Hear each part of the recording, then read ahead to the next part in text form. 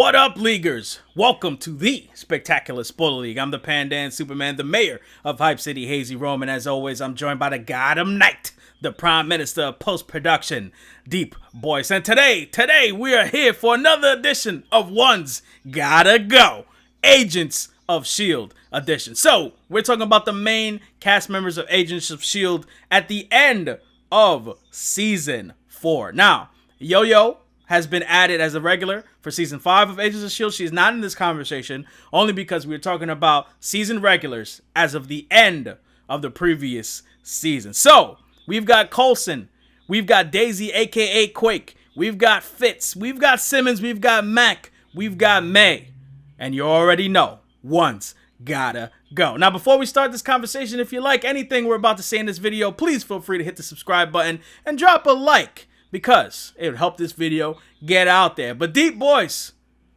the pivotal question of the day, which one has got to go? Ooh. Listen, it's a tough one.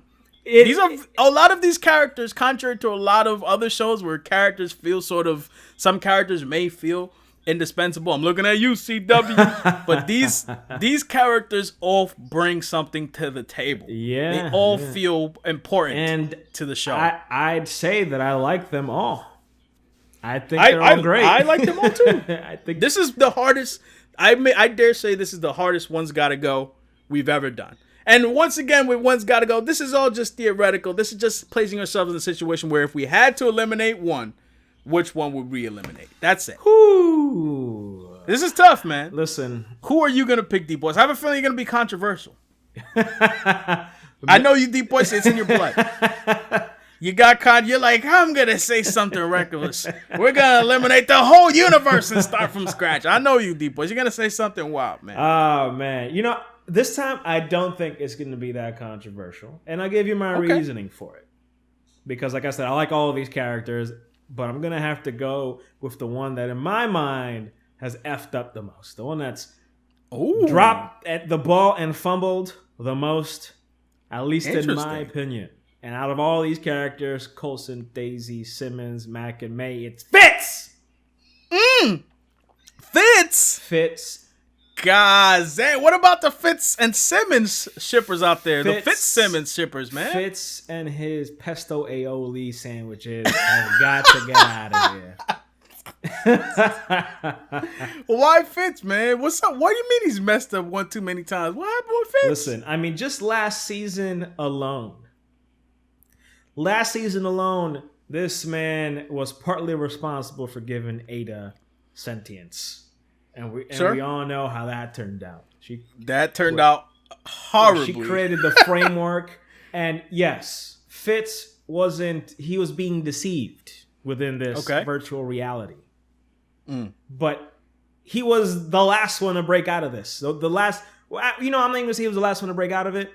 But he committed the greatest sins, in my opinion. He put the whole team at risk. And he got Jeffrey Mace, the former director of S.H.I.E.L.D., the voice of Batman. This is Batman we're talking about here. The current voice of Batman in the animated movies. That's true. Jason O'Mara. That's true. Got him killed. And gave AIDA one too many chances. And then after, when they were out the framework, and Simmons is out here giving him chances left and right, he almost crosses to the dark side. Almost gives AIDA one too many chances yet again. I mean, though, you gotta understand this way, okay? He was in the framework, and for him, he lived a whole nother life. Like, in his mind, he's got two lives. One in which he's loyal to one in which he's loyal to the other. Now, that being said, I agree. He's loyal to Hydra. He's loyal listen. to internment camps, tyrannical rule. Hey, listen. Whether your mental, like your mind, your memories are altered, you still have your heart and your feelings of who you are as a person. Listen, just remember the tenet of Hydra that was sort of established in Captain America: Winter Soldier, which is that they believe that if humanity is left up to complete freedom, they'll ruin themselves. That's the whole thing about Hydra. So, I mean, I think in Hydra, there's some people that feel like the internment camps and, things like that is sort of outdated.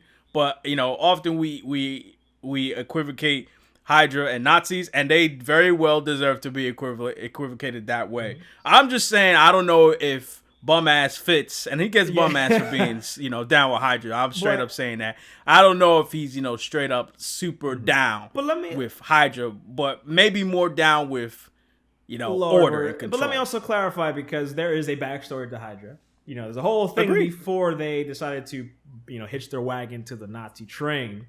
They were some ancient cult throughout time that worshipped some, I guess, well, in the books, rather not in the books, but in the show it was Hive, and I guess it's a little murky here. It's Hive in the comics here and there, but basically some entity from some faraway dimension who's like an elder god who's super powerful, or whatever. So that's kind of the backstory between of Hydra, which they didn't really allude to in the framework.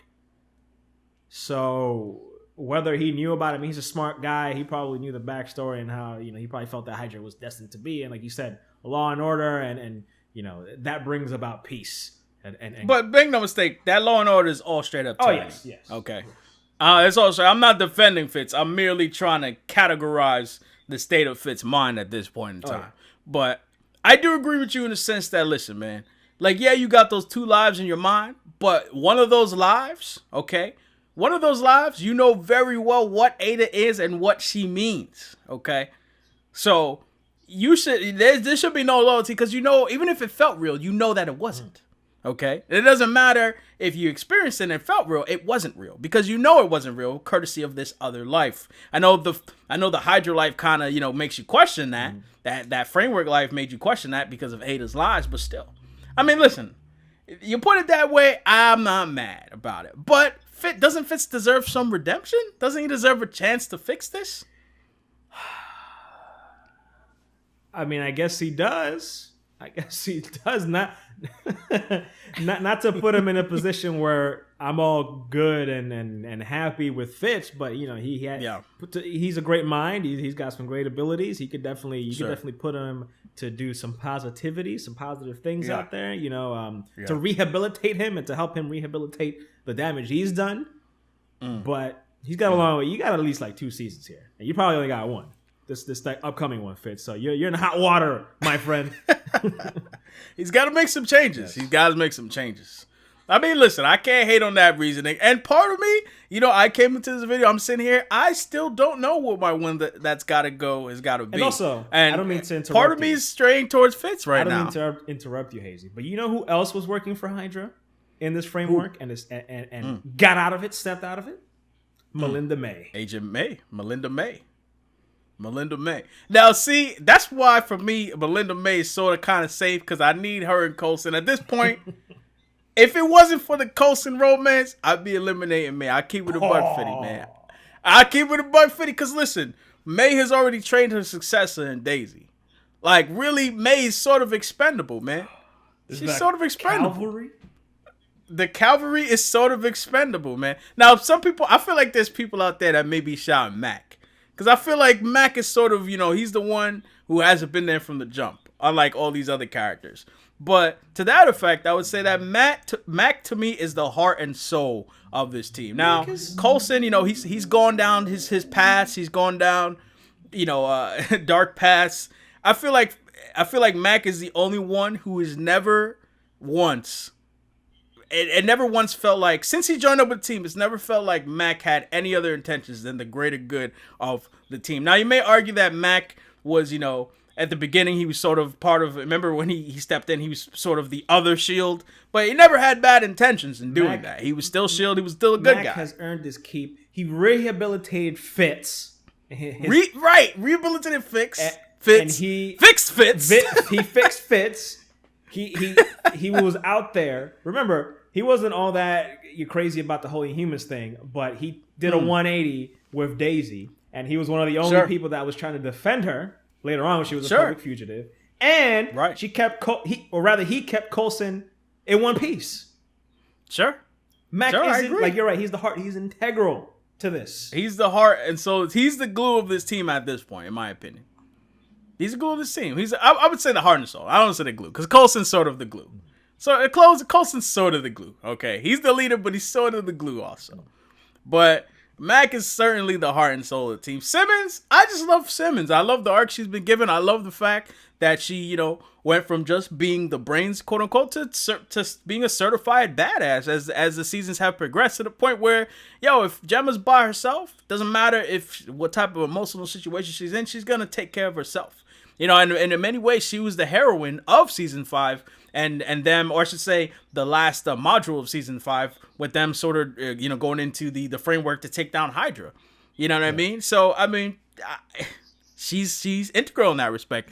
Daisy's Daisy, man. I mean, they've built this show around her to a certain extent. Yes, Coulson is the main character they introduced, but Daisy is arguably the most important character to the whole series. Almost every storyline has involved her in a major way, and she is the she is the face of the Inhumans for this show. I mean, her being, having those powers, her having the secret, identity that no one knew about, her being Daisy Johnson, that all was important to the growth of the series. And I think her maturation is important to the series, and I don't think she can go. And Coulson is Coulson. We love Coulson, man. We didn't want Coulson to die in the Avengers, so we were glad to have him come back. So that brings me to the one person I haven't mentioned yet in terms of reasons why they gotta stay. Uh-oh. And that's Fitz. Fitz, I like Fitz a lot. Another character who went from being, you might even say a little biatch to being sort of a badass.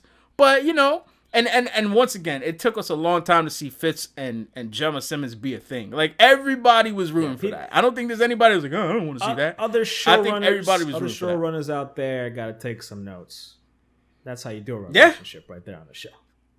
Oh, preach, brother. Preach, my brother. That is exactly the right way to do a relationship on the show. So, it pains me to say this, but Gemma needs Fitz, man. Gemma needs Fitz, okay? They need each other. But what if... Okay? I think Gemma can go on without Fitz. Oh, okay. So, Fitz, regrettably, unfortunately, is my one that's gotta go. I've never been this sad to pick a one's gotta go. I'm always very boisterous and boastful about my one that's gotta go. Listen, Hazy, Simmons is gonna be all right. Simmons could have had the astronaut or Rip Trip, or Rip Trip. Never forget. Or HazyRome. Now we're talking here, DeepBoyce. Now we're talking here. Gemma Simmons. I warm your side of the bed if you need me to. Okay. Call me, Gemma Simmons. Okay, I may not be as smart as Fitz, okay? But I love you just the same, okay? Love you more intensely, okay? But it's got to be Fitz, man. It's got to be Fitz for many of the reasons you said. And it's literally by virtue of me saying which one would I be least hurt by eliminating? And I would be hurt by eliminating Fitz, don't get me wrong. But let's be honest, in my head, it's either Fitz or May. It's either Fitz or May. But I genuinely want Coulson to be happy. I really want Coulson to happy. Not that I don't want Simmons to be happy, because Fitz is the love of her life, and that would kill her if he ever died. But there's no way I could win this. The only other way I could win this would be to eliminate Mack, because I feel like, to be honest with you, although he's the heart and soul of the team, if he died, while other characters would be affected, they may not be as heartbroken as, say, removing a guy like Fitz. But I'm going with Fitz because I damn well want to go with Fitz, okay? You're right, man. Working with the Nazis building AIDA, that was stupid. Okay, you made a mistake, Fitz, but that mistake cost you in this edition of One's Gotta Go. DeepBoyce, which one has got to stay? This is where we might disagree here. Which one at all, if everyone else is on the table about to die, which one are you going out of your way to save? Phil Coulson, man. Phil Coulson. Interesting. Okay. Coulson. This show starts with him and it ends with him.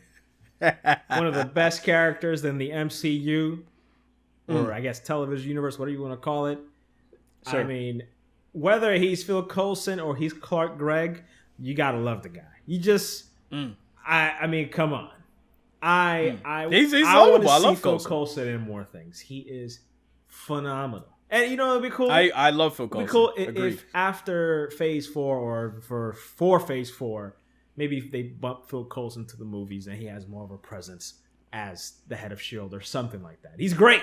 He's great at everything. Yeah. I like seeing him. I'm all in for more Phil Coulson. One of the, again, all these characters are great. He's one of the better characters, obviously, and he's versatile. He's gone through his ups and his downs, and yeah, sometimes he's been a little reckless. He has been a little reckless, But he's probably the most likable character. I would wager. Absolutely, he is always down for his team and always does the most to make sure everyone is good. He's the type of person that he doesn't eat until everybody else gets to eat. So Phil Coulson's my one that's gotta stay. The one that's got to stay for me. I love Phil Coulson, DeepBoyce, but he is not the one that has to stay for me. I mean, listen, I love Coulson, and I'll be honest. I'll be quite honest with you. He's probably my second most favorite character on the show right now. I love Mack. I love Mack. Mack's probably my first favorite. But in terms of a future, in terms of establishing the future, in terms of holding it down, in terms of someone who I feel like if it weren't for backroom politics within Marvel and the TV side and the movie side having problems, who I feel could honestly go on to be side by side with another character in the movies, and that is Daisy Johnson, aka Quake. She's had the biggest build for any character in the whole damn series. Okay, if you look at anything on the TV side of things, she's been the character that's, I guess, slowly got the biggest build in terms of character maturation. I mean, she has struggled a lot with managing her emotions, and she's still very young. Like Daisy Johnson, Chloe Bennett, like that character is not meant to be an old, person, or even I think she may even be younger than us, or at least the same age. Mid-20s to mid to late 20s, maybe. I don't even say late 20s. Yes. But her character, she is, the Humans stank up the show this year with Inhumans Season 1, the only season that they're ever going to get, because I don't see that game renewed.